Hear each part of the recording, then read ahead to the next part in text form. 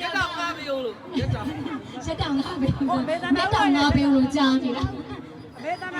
ဒီမောင်နှမတွေကဆိုရင်ဒီမေလာတရက်နေ့ကတည်းကနေပြီးတော့ရောက်လာခဲ့တာပေါ့နော်တူတူလာခဲ့ကြတယ်အဲ့တော့ဒီအတွေ့ရောက်ကြည့်လာခဲ့တဲ့အတွေ့အကြုံဘူးတလားလေးအမတ်တရစကားလေးတွေနဲ့ဒီကတိုးလေးအတွက်15မိနစ်လောက်ပြောရတော့တယ်136မိနစ်လောက်ပြောလိုက်ပြီအကြိုက်ဖြစ်တော့ပြောစရာကြီးဖြစ်သွားတကယ်လည်းတိုးဆိုင်ဖို့မလို့လေလာကျင်လားမလာကျင်လားဆိုတော့ကျွန်တော်ကတရက်ကြုံပြီးတော့ရက်မှပြီးတော့ရောက်လာတယ်ရောက်လာတော့ဘယ်မှာလဲလို့တော့မပြောတော့ဘူးပေါ့နော်တရက်ပါ6ခန်းနေပေါ့နော်တညာလုံးထားထိုင်နေဒီခရီး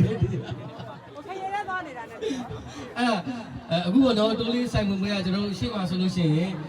လေကျွန်တော်တက်ကုန်းမှာလည်းဖွင့်ခဲ့ပြီအခုဒီလိုဆိုင်ဝဲတွေဖွင့်နေတယ်ဆိုတော့လေတိုးလို့ရဲပေါ့နော်ကံကြံဝရိယစူးစမ်းအားထုတ်မှုပြင်ပေါ့နော်တကယ်ကိုနေ့စဉ်အားလုံးလည်းမြင်တဲ့အတိုင်းပြင်းပြတဲ့စိတ်နဲ့ကိုနေ့စဉ်လုံးဝနေမနာညမနာစူးစမ်းတာကြောင့်ဒီလိုဖြစ်လာတာလေဆိုတာလည်းယုံကြည်ပါတယ်ဒီတက်မကလည်းတူတက်ပါစေဒီတက်မကလည်းဆိုင်ခွဲတွေအများကြီးဖွင့်နိုင်ပါစေဒီတိုင်းပဲဆက်ပြီးတော့စူးစမ်းတော့ပါလို့တို့နောက်တစ်ခါဖွင့်လို့ရှိရင်လေကိုရီးယားဘက်မှာဖွင့်မှလားကျွန်တော်မရောက်ဘူးလို့အဲ့ဒါအဲ့လေကိုရီးယားဘက်မှာဖွင့်မှလားကျွန်တော်အဆိုင်မဖွင့်လိုက်ရှင်တော့မရောက်ဘူးလို့လေကိုရီးယားလိုပဲကိုပြင်းလာတာအဆောက်တော့ရောက်မှအိန္ဒိယဘက်ရောက်သွားတော့ကိုလည်းမတက်နိုင်ဘူးကျေးဇူးများကြီးတင်ပါတယ်